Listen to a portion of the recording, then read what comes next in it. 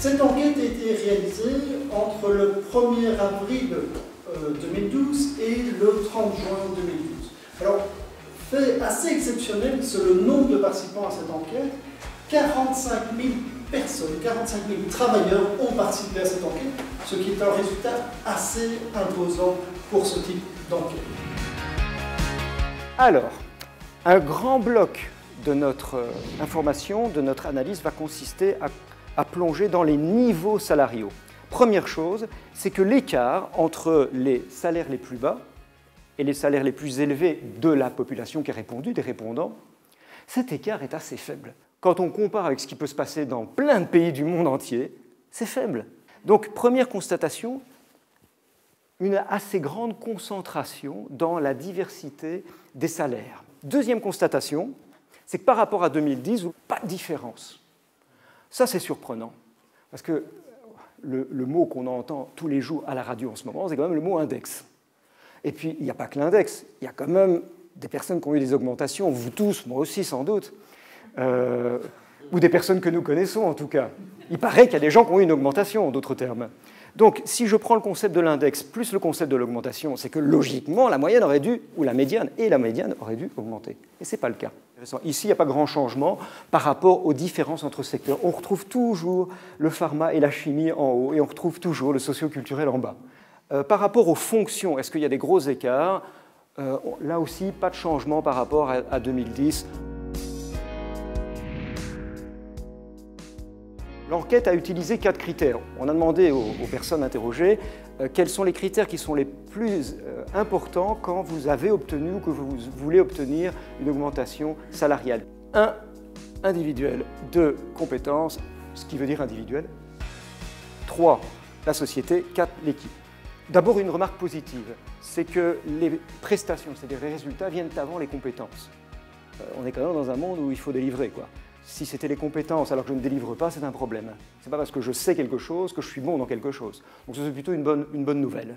Ce qui est, pour moi, une moins bonne nouvelle, c'est cet individualisme incroyable. Ça reste ancré dans notre mental, dans nos gènes, quoi, cet individualisme qui fait que c'est ma prestation individuelle qui va faire la différence. Pourquoi est-ce que j'estime que c'est dangereux? Et probablement vous aussi. 2 choses. La première, c'est qu'on est dans un monde de plus en plus complexe où le savoir doit être partagé et le résultat ne s'obtient qu'en fonction du partage de ce savoir. Ce qui veut dire plus de travail d'équipe, beaucoup plus de travail en projet. Comment est-ce qu'on peut vivre avec cela? La deuxième chose, c'est que les sociétés, en tout cas pas nécessairement les PME, mais les sociétés à caractère international, sont des sociétés qui travaillent beaucoup plus en matriciel, beaucoup plus, parce que c'est plus complexe. Ce qui veut dire moins de résultats mesurés seulement sur l'individu, mais sur l'équipe ou sur la société.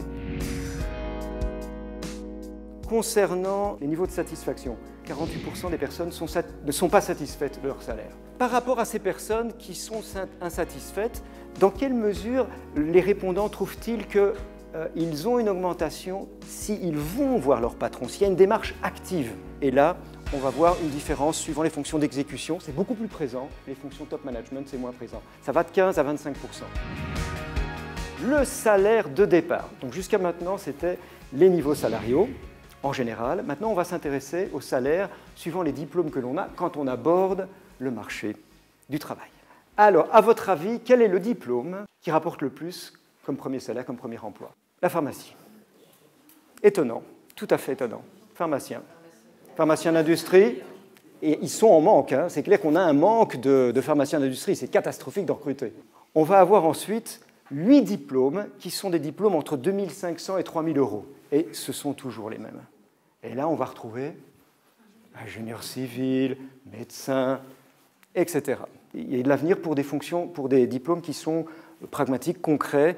Et en l'occurrence, il y en a 4 qui ont fait une montée en puissance et elles en avaient bien besoin. C'est toutes les infirmières et sages-femmes. Êtes-vous prêt à diminuer votre salaire? Si on posait la question il y a 10 ou 15 ans, je pense que non. Donc qu'est-ce qui se passe pour se dire, tiens, mais je suis prêt à faire un échange, un marchandage? Je diminue ceci pour avoir autre chose. Et en l'occurrence, le professeur a mis en exergue 3 facteurs. En l'occurrence, le premier, garder l'emploi. Réponse, 21%. Êtes-vous prêt à diminuer votre emploi pour avoir une pension supérieure? Oui, à 40%, beaucoup plus. Autre phénomène sociétal, la question par rapport au domicile. 26% disent oui, avec une diminution de 8%. Les raisons de changer d'emploi. Il y en a toutes sortes, clairement le salaire, mais avec une proportion élevée et de plus en plus élevée. Il faut un minimum, mais ce n'est pas le motivateur fondamental. Mais ça devient le motivateur fondamental si mon plancher n'est pas atteint. Et on a l'impression que c'est ce qui est en train de se passer. Petit à petit, ça devient le motivateur. Ça devient, c'est pas petit à petit, c'est devenu complètement le motivateur principal, alors qu'avant, il y avait des sondages où l'ambiance de travail, la reconnaissance était beaucoup plus important, parce que j'estimais que j'étais content avec mon salaire. Si je ne le suis plus, bas de pyramide de Maslow, ça devient fondamental. Alors, le travail à la maison, ça aussi, c'est un point d'inflexion. On en parle, il y a 15 ans, on n'en parlait pas. À votre avis, quel est le pourcentage de personnes qui ont la possibilité de travailler à la maison? Pas à 100%, mais une partie. 15, ouais. 30, ouais, on n'est pas loin. 20. Donc ça, c'est déjà un changement. Alors évidemment, de grandes différences suivant les secteurs. L'ICT, Fast Moving Consumer Goods, l'énergie, pour des raisons différentes. On va aborder maintenant, sortez les mouchoirs, le sujet qui fait pleurer tous les chefs d'entreprise, les voitures de société. Alors, quelques statistiques. Là aussi, peu de changements, ce qui est logique, parce qu'en général, ce sont des contrats qui sont quand même à plus qu'1 an ou 2 ans. Donc, on ne va pas avoir des changements extraordinaires. Vous reconnaissez les voitures? La Golf, l'Audi, la BM, la Mercedes et la Passat.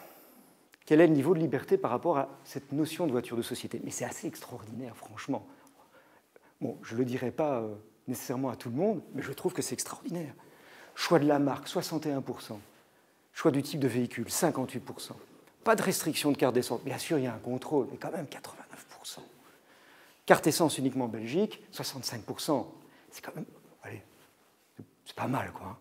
Alors, on attaque la notion de variabilité, 32%. Maintenant, c'est à relativiser d'une manière radicale. Les 3 principaux, ce sont ceux-ci. Et dans ces 3 principaux, il y en a 2 qui sont occasionnels. Et ça dit quelque chose quand même.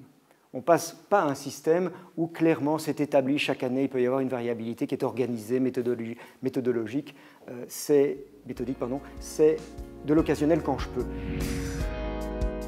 On va terminer avec les avantages extra-légaux. C'est quand même très significatif que le principal, ce soit l'hospitalisation.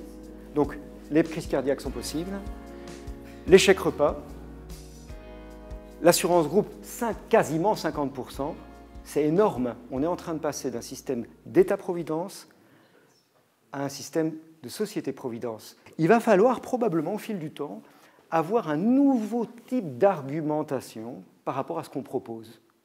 Parce que c'est beaucoup plus large. Ça va devenir plus large, par nécessité et par goût, que le simple salaire. Voilà, je crois que nous avons fait le tour. Avec cette dernière réflexion, même si je l'ai déjà énoncée au fur et à mesure de cette petite réflexion, y a-t-il des changements importants? Non. Y a-t-il des points d'inflexion? Des choses où on se dit, tiens, si ça dure comme ça, là, ça va être structurellement impactant, à savoir les écarts de salaire, 1, 2, et ce n'est que la prolongation, les salaires proposés au diplôme, ça semble s'écarter. 3, beaucoup plus d'attention à la pension, c'était l'échange qui donnait lieu au plus grand pourcentage de personnes favorables à du marchandage, c'était les 40%. Émergence de voitures de plus petit calibre dans le top 5. Et 5, des avantages extra-légaux qui vont être de plus en plus soumis à pression.